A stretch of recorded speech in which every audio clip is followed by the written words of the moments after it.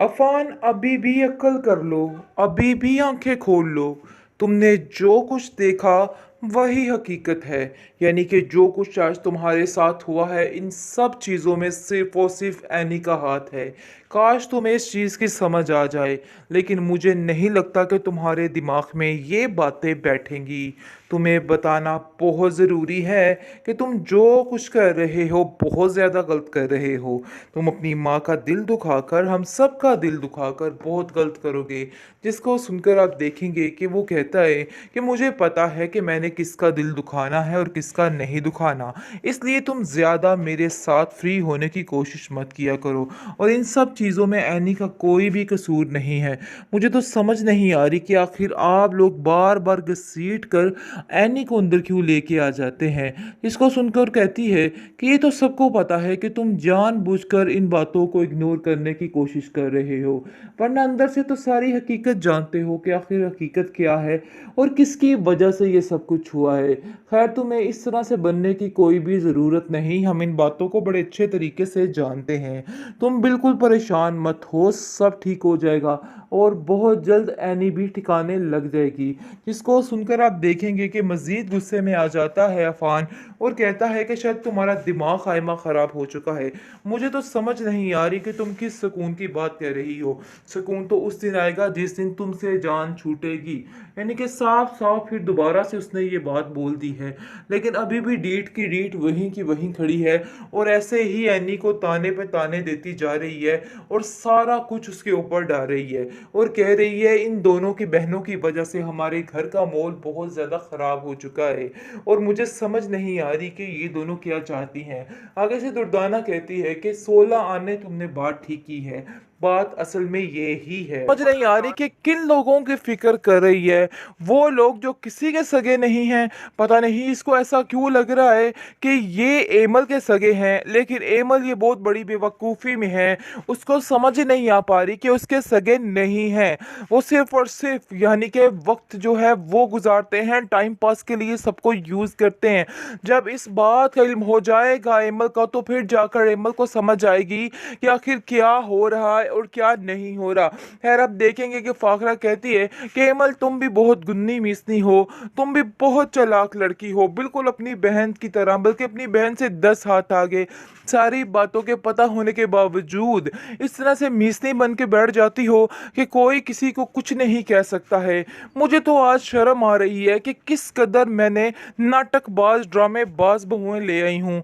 मुझे तो खुद कुछ समझ नहीं आ रही है। खैर, आप देखेंगे बहुत ज़्यादा परेशान है फाखरा अपने बेटे को लेके और कहती है कि पता नहीं मेरे बेटे का क्या बनेगा, क्योंकि ये लड़की तो इसको चैन से जीने नहीं देगी और मुझे नहीं लगता कि मेरे बच्चे को चैन आएगा। एमल, खुदा का वास्ता है अपनी बहन से कहो यहाँ से चली जाए, क्योंकि अगर वो यहाँ पे रही तो ये सारे तमाशे ऐसे ही होते रहेंगे और कुछ भी ठीक नहीं होगा। मैं तुमसे बस इतना ही कहना चाहती हूँ कि तुम्हें अब यहाँ से जाना होगा, यानी कि अपनी बहन को यहाँ से भेजना होगा।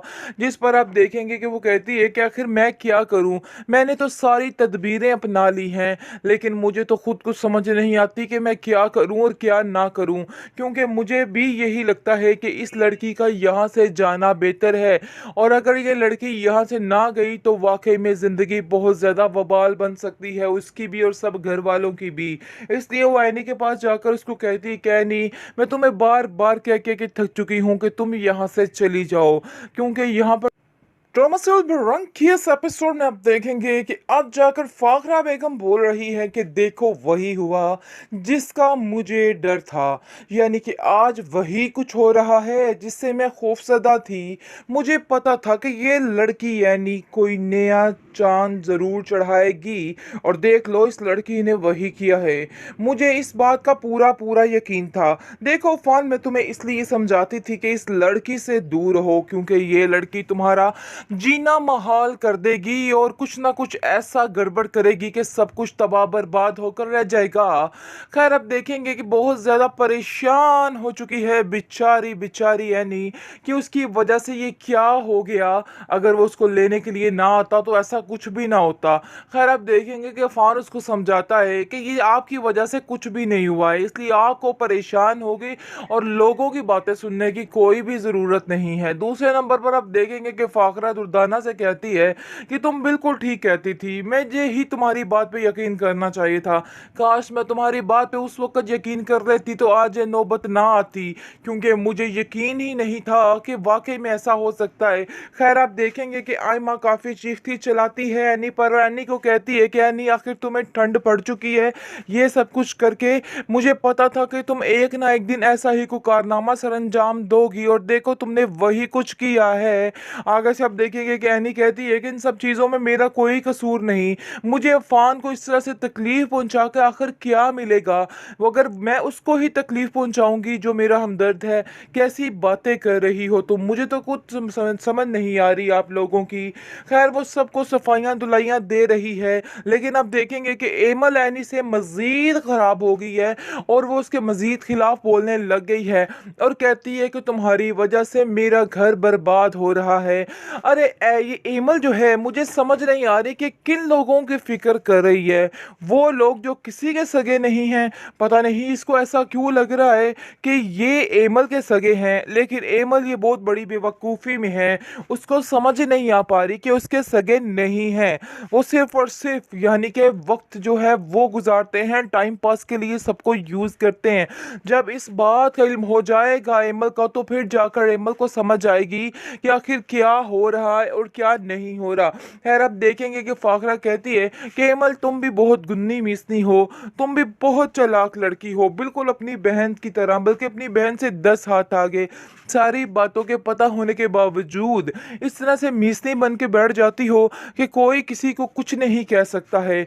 मुझे तो आज शर्म आ रही है कि किस कदर मैंने नाटकबाज ड्रामेबाज बहुएं ले आई हूँ, मुझे तो खुद कुछ समझ नहीं आ रही है। खैर आप देखेंगे बहुत ज़्यादा परेशान है फाखरा अपने बेटे को लेके और कहती है कि पता नहीं मेरे बेटे का क्या बनेगा, क्योंकि ये लड़की तो इसको चैन से जीने नहीं देगी और मुझे नहीं लगता कि मेरे बच्चे को चैन आएगा। एमल खुदा का वास्ता है अपनी बहन से कहो यहाँ से चली जाए, क्योंकि अगर वो यहाँ पे रही तो ये सारे तमाशे ऐसे ही होते रहेंगे और कुछ भी ठीक नहीं होगा। मैं तुमसे बस इतना ही कहना चाहती हूँ कि तुम्हें अब यहाँ से जाना होगा, यानी कि अपनी बहन को यहाँ से भेजना होगा।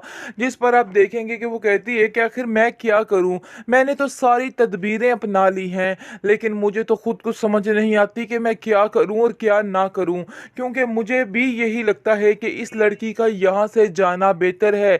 और अगर ये लड़की यहाँ से ना गई तो वाकई में ज़िंदगी बहुत ज़्यादा वबाल बन सकती है, उसकी भी और सब घर वालों की भी। इसलिए वो एनी के पास जाकर उसको कहती है कि एनी, मैं तुम्हें बार बार कह के थक चुकी हूँ कि तुम यहाँ से चली जाओ, क्योंकि यहाँ पर